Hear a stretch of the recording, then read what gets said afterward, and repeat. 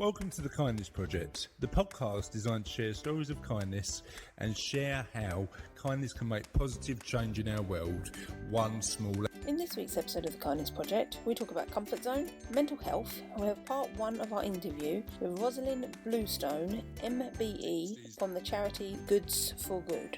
Welcome to the Kindness Project. I'm joined by a man that's got a toothache. Yeah, true. And a girl that's wearing a hat that says breathe. Breathe and breathe. Russ, that was really enthusiastic. I'm really impressed by that, mate. I'm trying harder. We're all trying. You know what? How about this as a starting point for a conversation? As you guys know, I'm a fan of some other podcasts. The one that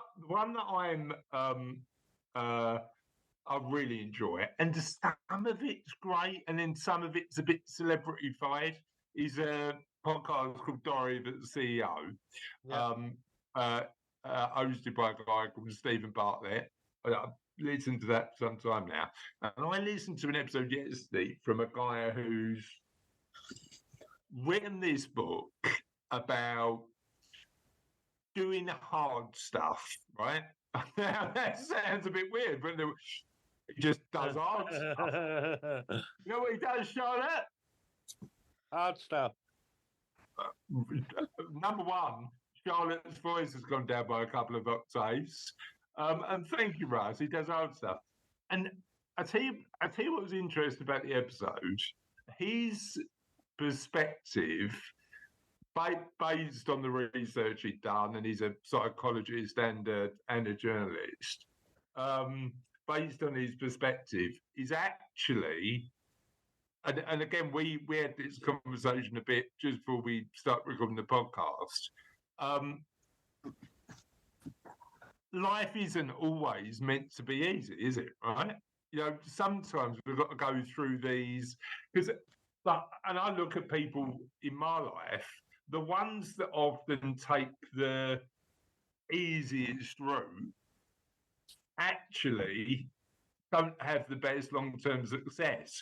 And what this guy argues, and I think he's got a pretty fair point, is sometimes doing the hard stuff feels hard in the short term, but in the long term is actually the right thing to do. So one example might be exercise. Exercise might be one thing. I'm going to go to the gym today. I'm going to run around. I'm going to you know what?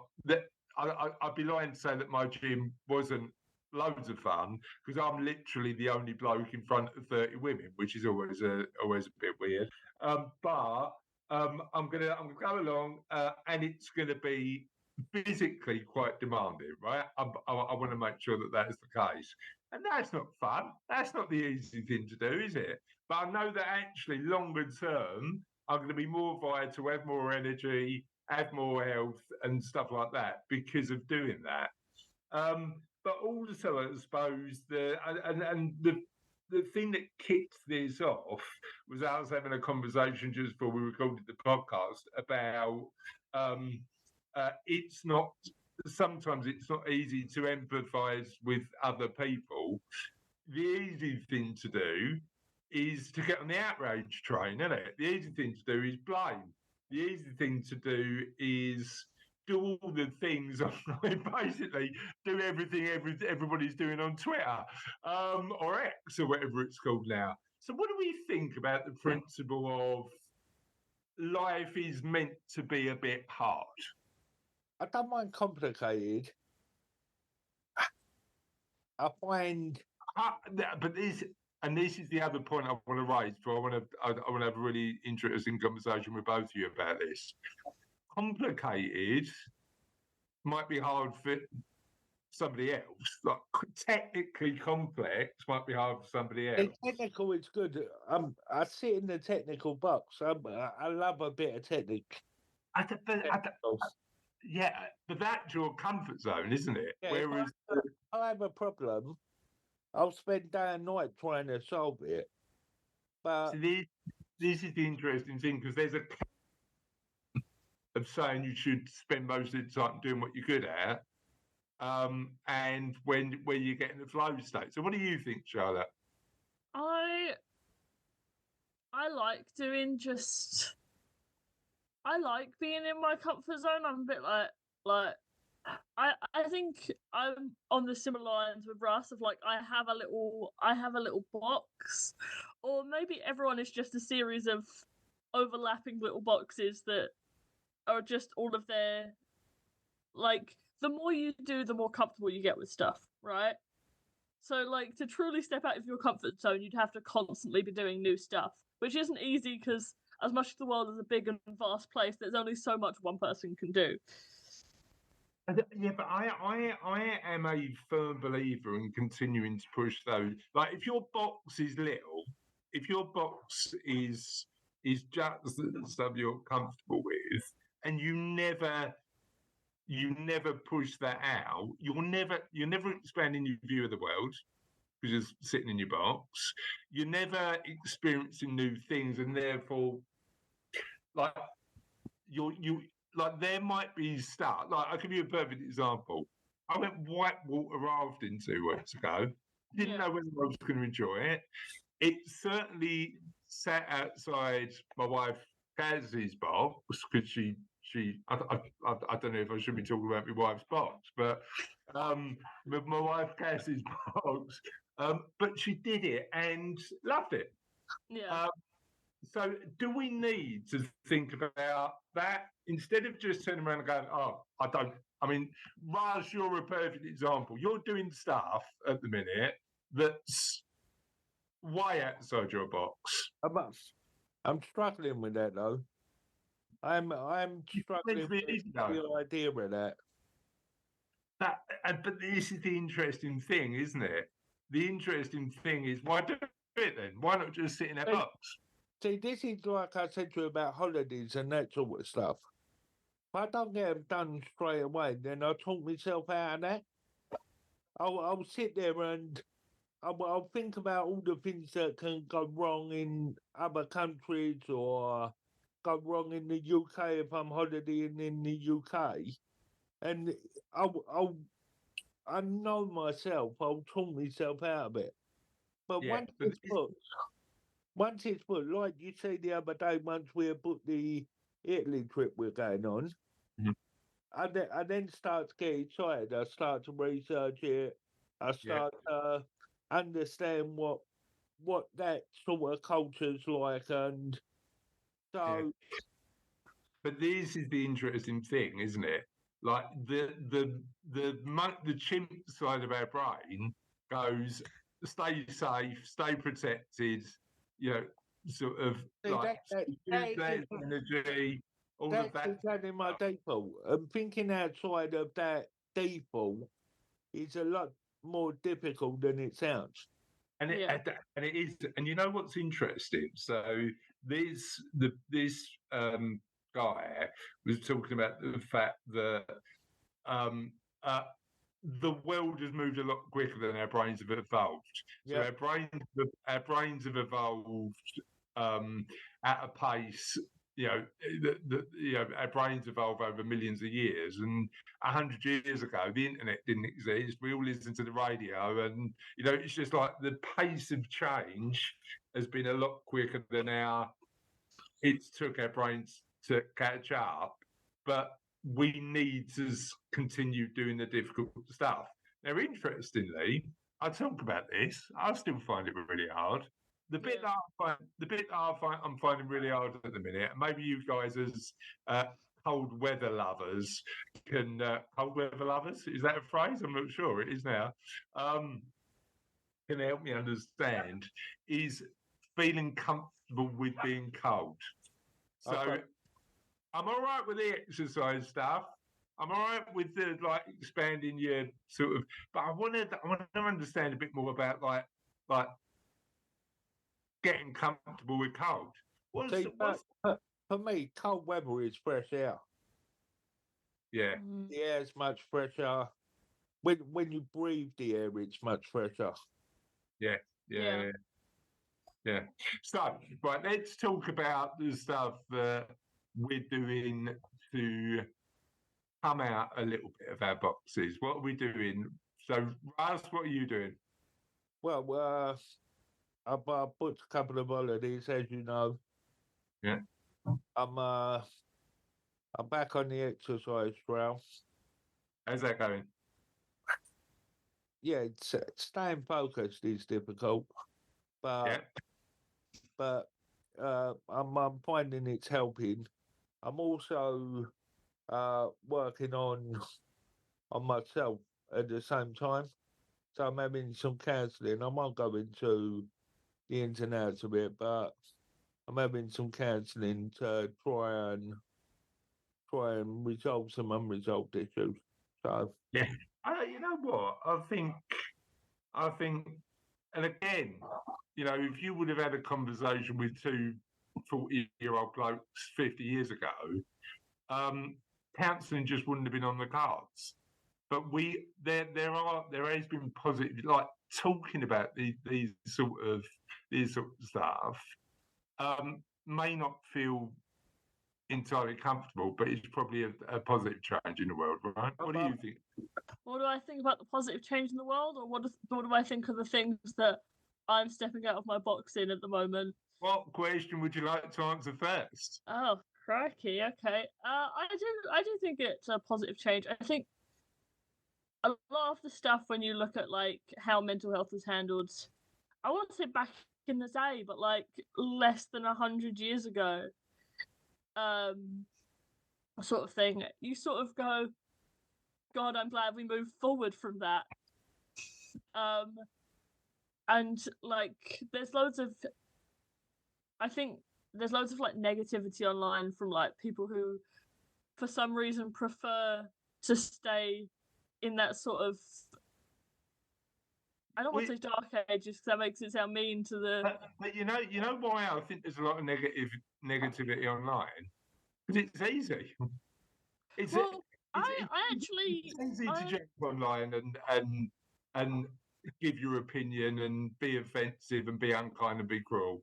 The bit that means coming out of the box is actually stepping over that line and understanding somebody else's point of view and nuance. And there is a point between the stepping out of your box and understanding someone and the raging on the internet, and it's just not engaging. You're just right down the middle.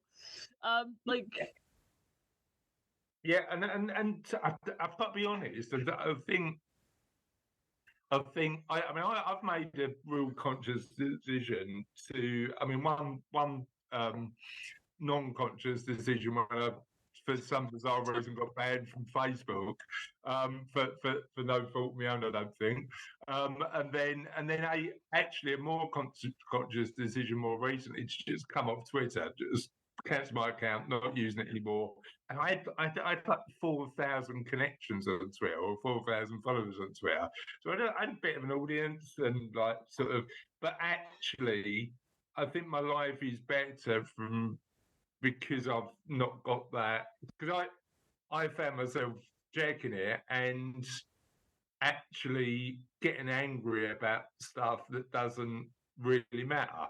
So I think there's an element of self-protection in terms of choosing not to engage. Yeah.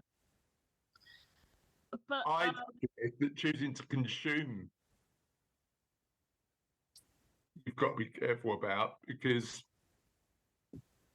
then we're getting these opinions that actually don't matter.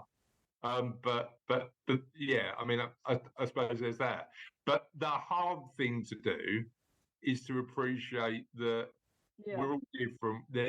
Everything's nuanced. We're all looking at the world from our own unique perspectives, and this perspective of you're right, I'm wrong, this perspective of win-lose is probably where our brains go, because that's the chimp brain, isn't it? That where the world is a lot more complicated. What do you think? Yeah, I mean, going back to sort of what I was originally saying, like the idea of these people not wanting to move forward is sort of I sort of think, in my opinion, it's sort of a part of that, of sort of being stuck in that brain of, no, the way we have it works, and we're not going to accept new things that could affect us in any way. But I think there have been a lot of positive changes in recent years. As much as, like, you know, we can see the negativity that happens in the world, a lot of developments can be really positive. Like, you know, counselling, therapies, stuff like that. And there's also a lot of, like, I think we've seen a change in the internet as well in some ways, of, like, as much as there is that negative side, there's also people trying to cultivate a sort of environment of positivity, even over the negativity that's happening. Yeah. So, like, yeah. Yeah. And how about I suppose there's two elements of that. I suppose the reality is that all human progress comes from people not staying in their boxes and you know, pushing the boundaries of technology and science and human development and all of that sort of stuff. Everything comes from the hard stuff, doesn't it? Yeah. Redevelopment comes from the hard stuff. Yeah, I feel like, so we were talking about games earlier. I think that might have been before the call, before the recording. And one of my favorite, like, genres of games is fun game, hidden message. Yeah. So, like, what am I playing at the moment? I don't know if I've recommended this to you, but there's a game called Spiritfarer. And it's a really beautiful game about sort of the nature of grief and sort of coming to terms with death, and it happens to everyone. And it's just really, like, cute and beautiful game. And all of this message is hidden under the guise of, you're a ship captain who's going around picking up passengers, and you lead them on to the afterlife. And it's just this really beautiful game. And, like, I have cried playing it multiple times. Because once you, like, see past the cute stuff and get to the actual message, it's just, like, so beautifully executed. So what's the message? It's hard. It is hard. Like, just coming to terms with sort of grief, and, like, as much as it's a game, it is sort of still saying very real things about the nature of life, and sort of, like, one of the characters sort of says this thing about, like, actually, as much as I'm going to be gone, we had a great time while I was here, and sort of, like, that's more important than the fact that you're sad now, is we had a great time. Yeah. It's just, like, I love stuff that's just, like, unexpectedly got some really deep themes and messages in it. Yeah, but I mean, I suppose. So help us understand what you're doing to expand your. Oh, me personally, I feel like when I'm expanding my box, I'm more sort of shuffling it out. No, hold on. We're all shuffling it out. When nobody jumps out of their box. I mean, Russ, please don't do this next time. You might scare me. I've just got this image of Russ just sitting in a cardboard box going to Russ when we all walk in. But I think we're all just slowly pushing our boxes out, aren't we? So, like you have your little starter domain where you sort of begin and you sort of shuffle out. I have signed myself up to. I signed both of us up actually, and we didn't get to do it, but I've signed myself up for another one to do an open mic up here in Glasgow, which I haven't done since I was 15, 16 years old. It's been a while. And I remember being like scared out of my mind when I first did it. And like still the idea of doing it, I'm still terrified, but I'm gonna go and do it. What else? it didn't happen last summer, but I might do it this summer. Planning my first solo trip, because I've literally never been away on my own. Like, it's always been with school, with family, with friends. So, you know, planning my first sort of solo trip. I'm not going to go far, because if anything happens, the idea of that scares me. So I'll just go to, like, I'm thinking Cardiff could be fun. You know? Yeah. Just like little things to push me to we've spoken about it before, and I'm still kind of terrified of putting it out in the world, but I'm working on my first poetry collection. Just Yeah. I've sort of got to come to the reality of it doesn't matter if people read it, it's just got to be out there. Well, it's just that push of it's the box, isn't it? It's just expanding that worldview so that you're in a position, and I'm proud of both of you for both doing the hard stuff and expanding that box. So what I'm going to do is I'm going to do a kindness news. So would you like to do, Charlotte, the jingle? Yes, hold on. Kindness news. And I'm going to do an article about generosity, care, and kindness, reminding us to hold on to hope in the wake of tragedy. With students, faculty and staff sitting shoulder to shoulder late Wednesday afternoon in Gomez Chapel, President Gary Jenkins reminded the Bates community of their capacity for human acts to help lift the darkness in the wake of the October 25th shootings in Lewiston that resulted in the deaths of 18 people. This might be a bit controversial, but I'm going to say it anyway. You know who needs to get out their box? American politicians around making better gun legislation. Is that controversial? I don't know. The Virgil for Grief and Remembrance, presented by the college's multi-faith chaplaincy, was held on November the 1st, 1 week after the Lewiston shootings. Many Bates students had attended a large vigil 3 days before in downtown Lewiston at the Basilica of Saints Peter and Paul. The mood in the chapel was sombre. A few held hands. Some in their audience stabbed their eyes. But Reverend Brittany Longstaff said, "Let us be a loving community and carry all the things we are feeling and sifting through together. People have gathered to grieve for centuries because it's vital in the healing process," Longstaff said.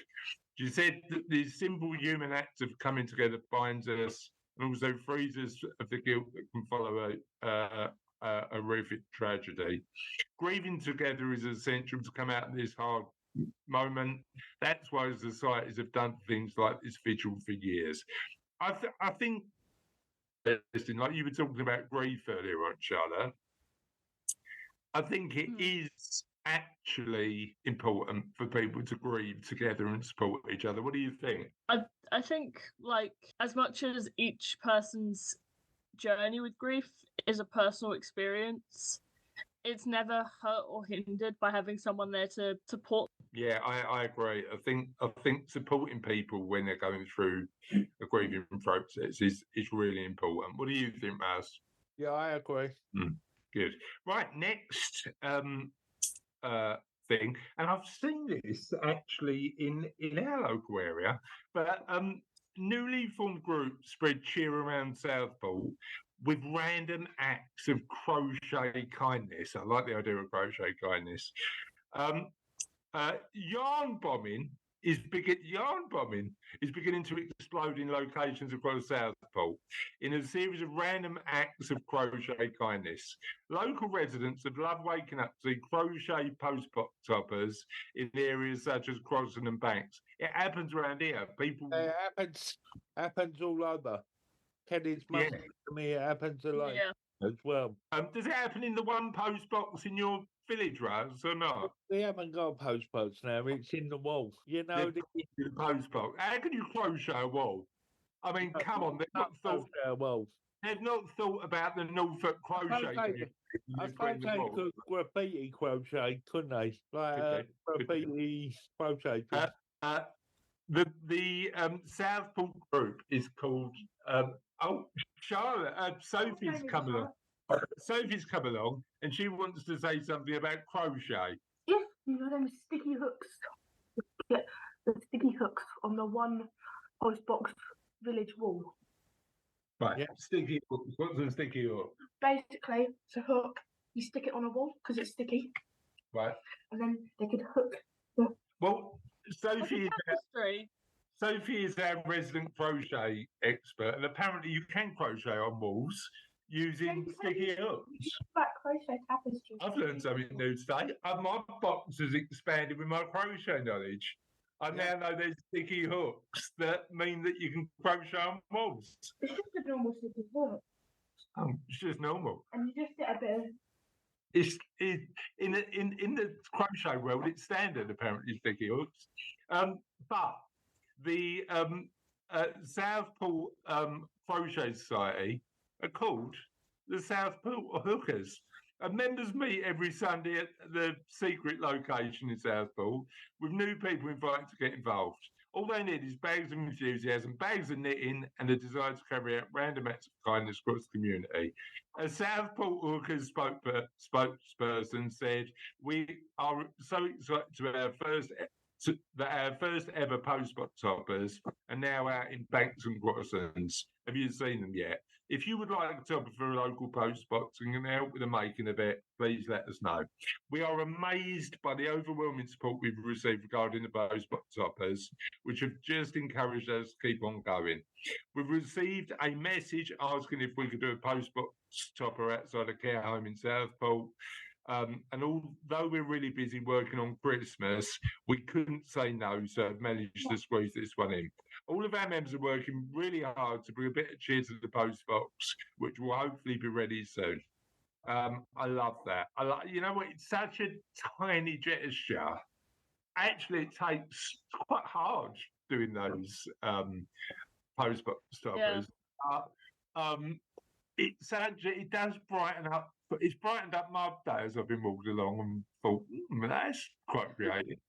It brightens up like an entire neighbourhood, really.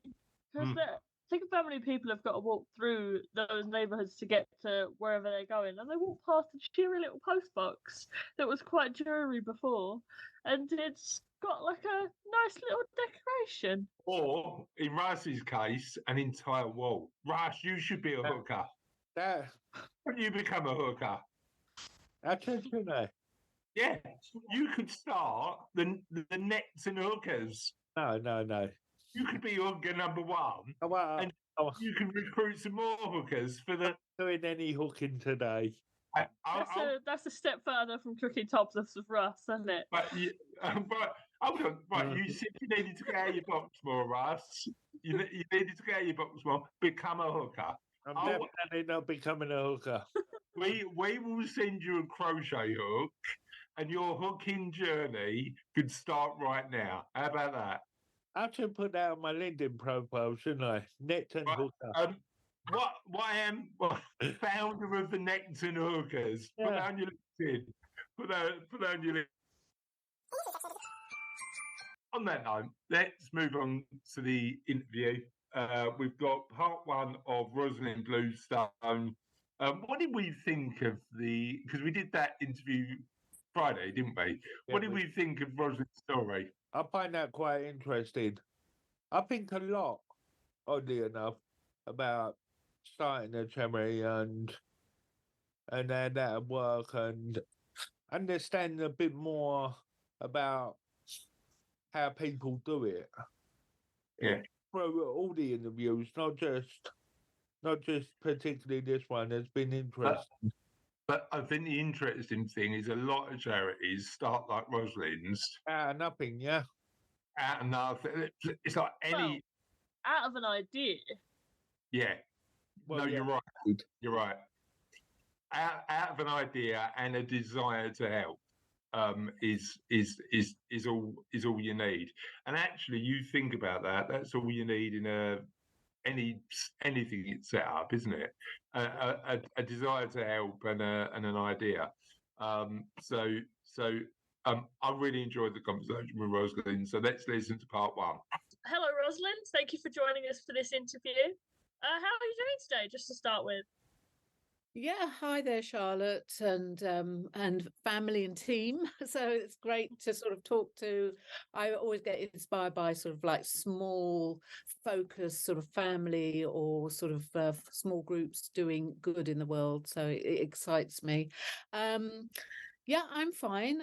Very busy at the moment. We're a humanitarian aid charity, and there, there is a huge need for our help. And I hope to have an opportunity to explain to you exactly how we help and how we make it work, because we are a tiny charity, with sort of less than 5 people, basically running this. And I'm looking forward to explain to you how we have to make it work sort of with one arm tied behind our backs, just due to sort of lack of capacity and also lack of income to run, because it's like a business. With any business, the charity world is the same. You need funds, you need money to make it all work. And I'd imagine, sorry, I said I wouldn't jump in, and I've jumped in straight away, haven't I? Apologies. Go ahead.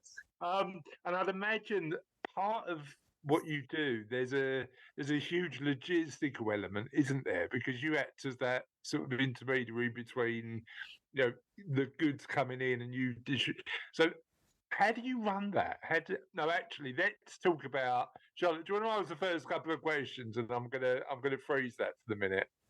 Righto. So, Rosalind, why don't we begin with you just telling us a bit about yourself and all of the great things that entails. Okay. Well, I don't know about the great bit, but I actually fell into the charity world by accident. I was brought up in northwest London. I came from a sort of, I had a deprived childhood, and my 3 sisters, and I have a brother as well. We were sort of, I guess you would say, child carers. My mum was very unwell all of her life, so we were sort of part of the team, and so helped a lot at home. And I grew up during the 60s. I didn't have money for the clothes that you needed, that a young teenager needed during the 60s. So basically, I sort of started working part-time from a very young age. And sort of like when I say working, I went to school. Obviously, I went to a comprehensive school, and I did my the O-levels then it was, and I did a secretarial course, but I always had a summer job, and I always worked on Saturdays, and that's what you did. I sort of babysat and anything just to earn money so I could buy the clothes that I wanted during the swinging 60s, and the shoes, because my parents couldn't afford it. So I grew up, and also as a younger child, we grew up with black bags being left outside our front door, because my parents, when we were younger, they didn't have money to buy clothes for us. I think we got sort of 2 new dresses a year. And otherwise it was the neighbours used to leave these black sacks on the doorstep for us. So we were a family in need in quite a nice area. Just so happened that my grandmother had given my parents a deposit for a house, but they didn't actually have enough money to pay the mortgage and the bills and to feed us. So that's how I grew up. So saying that, I was also a volunteer at school. So I was interested in volunteering, and I actually went to school in Camden Town, and worked with, I used to work for Camden Council for Task Force, and we used to go out at lunchtime and visit old age pensioners and do their shopping for them. Sometimes took them to the pub, like with the dog, and managed to get a lemonade while we were there. So yeah, that's a little bit about my background. I did my GCSEs. I started working. I've got one question I'm really curious about, and then one that's I'm curious about, which is a tiny bit more flippant. Number one, how did your upbringing inform your worldview? That's part one. And then part two, what was your favourite item of clothing you had in the 60s personally? So how did my upbringing influence? I mean, although we had no money, we were brought up so you have to be kind to everybody. You know, my parents were very charitable, and as well as receiving charity. You know, at the end, 2 or 3 times a year, we used to do a massive clear out, and my mum used to sort of ring up some charity, and a big lorry used to come and pick up all the clothes. So, you know, we were very, very charitable and taught to be kind to others and polite.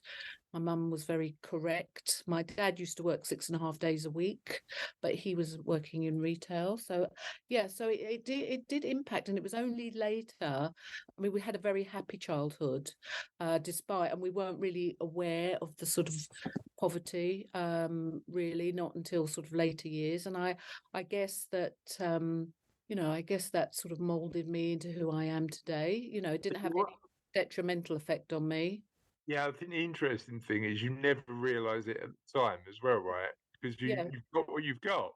Exactly, and we were very happy. We lucky that we had very loving parents. My dad wasn't around much because he was working most of the time. He worked in retail. He worked in a shop. He wasn't an educated man. My mother was an educated woman. So we were a little bit of a mismatch, but a loving family. So I was very happy with that. So yes, we were brought up with kindness. What was the other part of the question? Sorry. Well, being like sort of a teenager in the fashionable 60s and near Camden as well, and being near Camden, what was your big fashion thing in the 60s? What did you love to wear? Well, yeah, just everything that all the girls were wearing then. It was like mini skirts, mini kilts, nice coats. Yeah. I did have always had a bit of a shoe fetish, loved shoes, you know, and boots, and yeah, I mean, all those things were expensive at the time. And Camden, I have to tell you, Chris, was a horrible area there. There was no Was it Camden right? market. I mean, we lived. The school was not near to the tube. It was a sort of a bus ride away. You could walk. It was about 25 minutes walk if you were early enough. You know, some kids used to walk to school, but it wasn't really a trendy area in those days. It was actually sort of quite a drunk area. You know, during that time, there were a lot of sort of, yeah, a lot of, it was quite frightening actually, especially in the winter.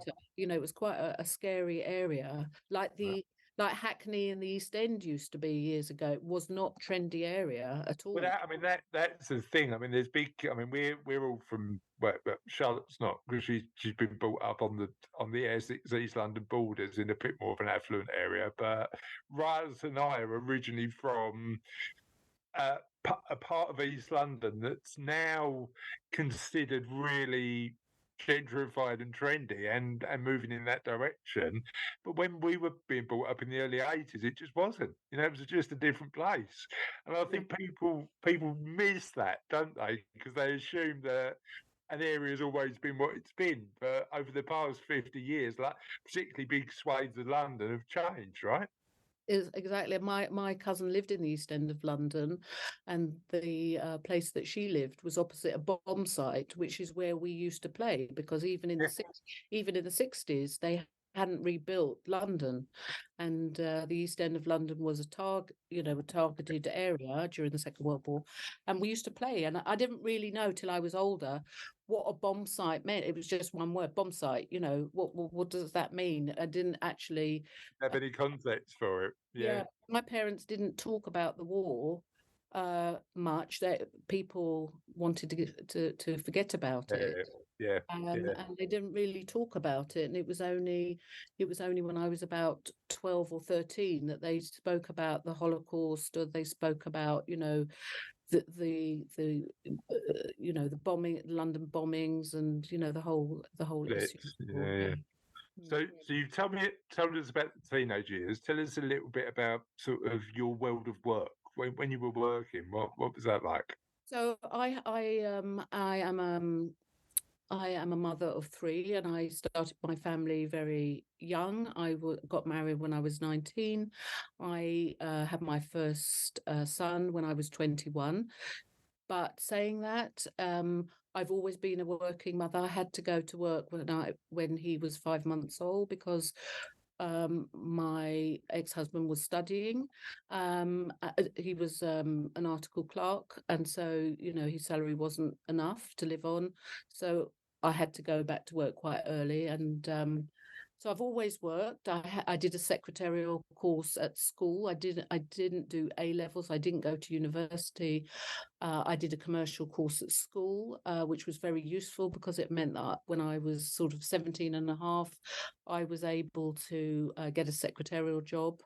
And I've always worked all of my life, apart from sort of pregnancies and a little bit after. I've always, I worked through my pregnancies, but when my children were young, and I have three sons, and each one there's 4.5 years between them. So I used to be running in all different directions with them, So it wasn't easy, but I liked it. I thrived on it, and yeah. And I imagine it goes back to that, and we start talking about at the start, right? You get to a point.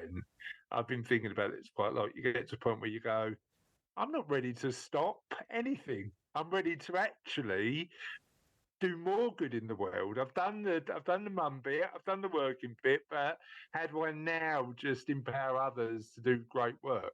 Charlotte, sorry, I'm going to shut up now and let you ask the important questions. You're good, don't worry about it. I mean, sort of bouncing off that, actually, you said like you've worked most of your life. What made you start Goods for Good? Yes. Okay. Well, I fell into the charity world in 2002 by accident. I saw a job that was requiring somebody with export experience, and I'd worked in export, and also with community experience, and I'd sort of worked within the community, one of my jobs.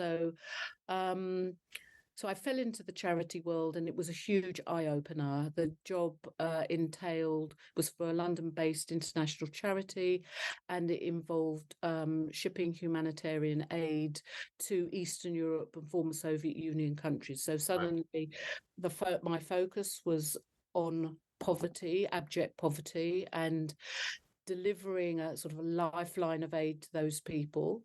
And my whole world changed. Because I saw poverty like I'd never seen it before, especially in Ukraine. Going back now, sort of 2002, 3, the early 2000s. And I got to visit these places that otherwise I would never had the opportunity to see, working with charity partners over there where there was a need for basic goods like clothing, coats, shoes, toiletries, nappies, ladies' sanitary towels, all the things that we take for granted here, and they just weren't there with these communities. So this was life-changing for me and put my whole world into a new crystal clear perspective that how lucky am I? How lucky are we? And so roll forward to 2013, I worked in the charity almost 12 years. And I was made redundant because the charity I worked for stopped that program. So it was basically shipping. It was collating all the goods, getting goods from British industry, mobilizing the community to provide this sort of lifeline of goods. And I was made redundant from that job, and it was just before my 60th birthday. So that was a milestone. Or obviously you were talking, Chris, about age, and you start to have thoughts. Well, when that hits you and you're sort of nearly 60, and you think, well, what am I going to do next? I needed to earn and have an income, and I wanted to keep working. I had to take a step back, and I was very, very determined to find a way to continue this Doing work. good. And Yeah. I literally sort of sat at home in my dining room table, and I was very lucky because, you know, it's almost like, might sound extreme, but it's almost like divine intervention, because I met I knew somebody from a Dutch charity with whom I'd worked in the previous charity, and basically with his help and encouragement, he said, come on, let's do it. As the famous slogan says, let's do it together. You know, I'll help you. I've got a warehouse. We can continue to send goods together to these communities. Yeah. And so I thought, okay, I still didn't have the confidence to do that, because I had to see whether these big companies that I'd made contact with, you know, whether they would still continue to work support with you. Yeah. with me, just little old me. Yeah. So okay, so my next step then was to check with my previous colleagues, people in positions where I knew that they knew what they were talking about, and I went to I spoke to a few people. I said, what do you think if I were to continue this with Max's help? And they said, go for it. It's a great program. It's a great project. You know, yeah, you know, do it, and whatever help you need, we'll give you that help. We'll give you advice. And was that primarily? I'm curious about two elements, Rosalind. Was that primarily at the time to it? Because I know the remit of where you deliver goods is expanded now, right? So was that at the time primarily to Eastern Europe still? And what's the remit of goods? Does it include clothes? Is it books? What do you include when you think about goods? What and are there things that you won't ship out to places that need it? Help me understand a bit about that. Yeah. So initially it was to the countries where we'd been working, because when I was in my previous position, we had to inform them that we couldn't deliver goods anymore. Obviously, they were notified that the program was stopping and the charity was going to divert the funds to a different program. So the warehouse was closing, and they all said, oh my God, like, what are we going to do now? You know, what are we going to do for nappies? What are we going to do for shoes? You know, we can't afford coats for the kids to go to school. That's heartbreaking as well, isn't it? Yeah. You know, it's just, yes. So that was a driver. Also, another driver for me was my volunteers. I had a lot of volunteers that I'd recruited, that the charity that I was working with recruited for the program I was running, and they were saying, oh gosh, we're redundant too. Like, what are we going to do? You know, and these are people that are retired, or people like you thinking of giving back, you know, so what are we going to do? You know, you're going to start up something yourself. Like, what are you going to do? So, and they were literally, but the pressure was on, right? You know, you had to do it. yeah, so that was obviously a big driver for me. And also the other driver for me was the war in Syria, and seeing those pictures on my TV, as we all did back in 2013, and seeing people on the move, carrying their children with babies, you know, walking, you know, just walking for miles, people in refugee camps, and the shocking stories. I couldn't sleep at night, so I was very determined to get something done. And when the Dutch charity said they could help, my first step, I had to find a warehouse, and I had no money, you know. So obviously warehouse logistics, like you said earlier, all these things cost money. And I probably worked for almost sort of 6 to 8 months from my dining room table to set everything up, to get everything in motion. And one of the first things I did was to ring around. It took me a week to ring around, so speaking to everyone I knew, saying, this is what I think I'm doing, you know, do you know anyone with a warehouse that would give me some free space, because we haven't got any. Obviously the Dutch charity were very helpful, asked me for a business plan. So, because things, even though you're running a charity and you're setting things up, everything has to be done professionally. So I was very lucky that I met the right people at the right time that gave me the help, and it's been a really interesting learning curve of a fantastic journey, and also my at the beginning my age wasn't sort of like a big thing, but as I sort of got going, I thought, oh gosh, like I'm 60 now, and I'm just starting a new career, and what experience have I got running a charity? I mean, I've worked at a management level in charity, but to run a charity, and I had to make sure that I had the right tools. And I was very lucky I've got a business mentor who I had approached, and he introduced me to a forum of charity CEOs,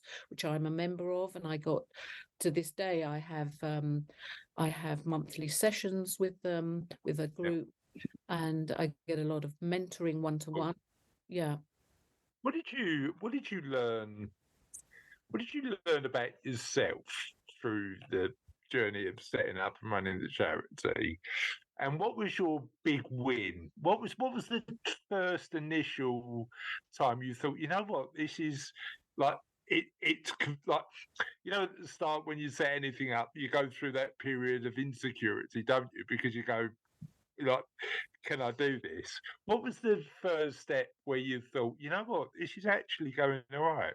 Yeah, interesting question. And I'm looking down here, and I didn't answer the last part of your question when you asked what sort of things we send, but I'll come back to that. But about myself, I've always been stubborn. My late mum and my sisters have always said you're really stubborn. And I think that really helped me, because I was very determined. I was very, very determined to make it work. And yeah, I mean, it was wonderful to see, to be able to send out the first truck full of aid, to when that arrived, it was like, okay, here we go. to Ukraine, working with the Dutch charity. Love it. Yeah, so when we got the first, so what did I learn? I learned that I was very determined. I had a lot of support also from my family, from my grown up sons, and also from my husband, who was I guess he was inspired by my determination, and he was very encouraging, and because I put in huge, very, very long, crazy hours into all of this. It wasn't a part-time job in any way at all, because I was doing things on my own, and we didn't have a place to work from, because as well as, so I'll come now to the things that, so we don't send books and we don't send food, but we do send basic things like hats and coats, gloves, footwear, and clothing, underwear, sanitary hygiene, toiletries, all that sort of thing, nappies. And it's that hygiene element one is an interesting one, isn't it? Because we showcased the charity, and Raz will be able to tell me, but we showcased charity about 18 months ago on the Kindness Project called the Hygiene Bank.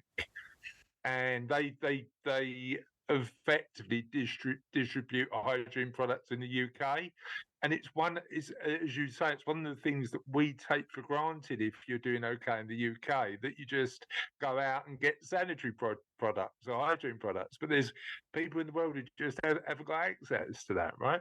No, absolutely. And if you think you haven't got nappies for your children, what is the alternative? Or if you're elderly and you don't have incontinence pads, what is the alternative? If you're bedridden, it's and sort of having seen this in Eastern Europe with my own eyes, so I made a lot of home visits and visited, for example, I visited a mother with twin babies, and I had, clothes from mother care, and I had sort of nappies, and babies were so cute, and they were this was in Moldova actually, and the bed was sopping wet with urine, with children, where she changed. It was terrible. The circumstances were terrible, and I asked if I could help dress these two little girls. So she had one, I had the other, and I said, "Look, here's the nappies," and she said, "Oh, no, don't put the nappies on, not at home." And I said, "Yeah, but okay, so what are you using then?" And she had a pile of paper and string, and then that explained the terrible smell as well, the odor, and it was, she was very humbled and embarrassed, but she only wanted to use the nappies for when she took them out, Going out. Yeah. and Charlotte. she would manage. Yeah. So that was part one of Rosalind's story. We've got part two next week that I'm really excited to share. Charlotte, what I'm conscious of is you've got Don't worry, I'm way ahead of you. Oh, I've already it. got several jokes picked out about boxes. Yeah, sorted. box jokes. So, 'tis the end of another podcast, but the end's not really the end. And now it's time for Joke of the Week. Right. What are jokes? What do most jokes and cardboard boxes have in common?